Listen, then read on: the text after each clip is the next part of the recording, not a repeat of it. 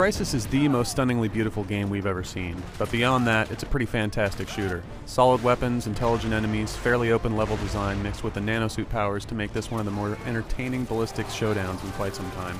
The fact that developer Crytek has figured out how to create a story that doesn't drip with pungent cheese helped us immerse ourselves even more in the experience.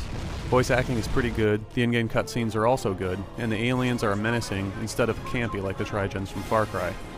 Crytek has obviously learned a lot about presentation and storytelling from their first game. If they hadn't pulled a Halo 2 at the end, I would have been totally pleased with the progression.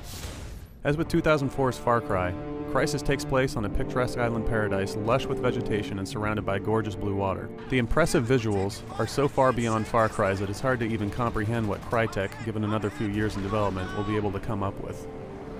It's not only the technical aspects that are impressive though, it's also the detail of the models, architecture, and textures. Thankfully, the art team was given the chance to expand their horizons from the simple jungles to include the spectacularly disorienting insides of an alien ship, and an ice-blasted mountainside dominated by the oppressive peak hiding the same alien menace.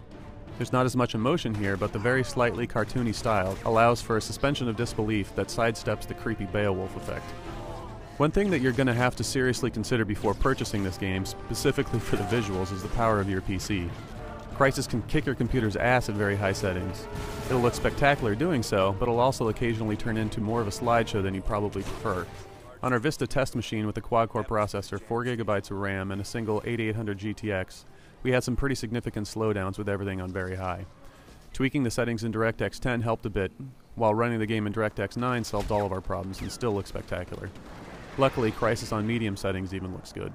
Thankfully, the gameplay in Crysis, while not quite equal to the visuals, is also well worth the while. Crytek manages to make you really feel like a badass thanks to the high-tech nanosuit, which has 4 settings to help with many situations. Armor, which will help you get through straight-up firefights and absorb more damage. Speed, which will help you zip around the environment and flank enemies immediately and then run away when in trouble. Strength, which is good for jumping to high places, steadying aim, and beating the crap out of enemies. And Stealth, which we probably use most in our time with Crysis single player and allows you to cloak for a short amount of time. Each ability is balanced by how quickly it uses the suit's power reserve, which adds some strategy to each situation. Levels are designed with all the powers in mind, and with an amount of freedom pretty comparable to Far Cry's.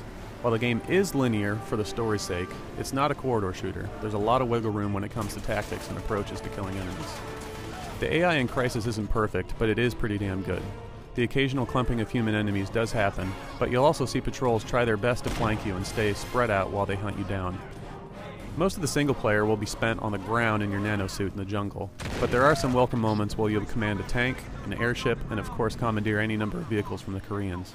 The single player of Crysis, while similar to Far Cry in setting and core gameplay ideas, is most definitely a well-paced and exciting experience that deserves to be played. Thankfully, multiplayer isn't useless either.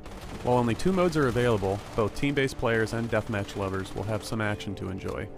The team-based mode, Power Struggle, can have a higher learning curve for its complication, though once you understand the premise and coordinate with your teammates to complete specific goals, it does get pretty exciting.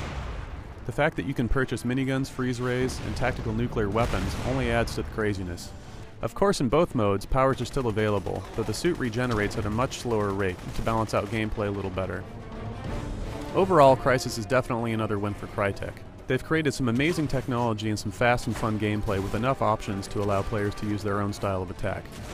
It's scalable enough that many gamers will be able to play it on some setting, even if it isn't the best, and have a good amount of fun doing it.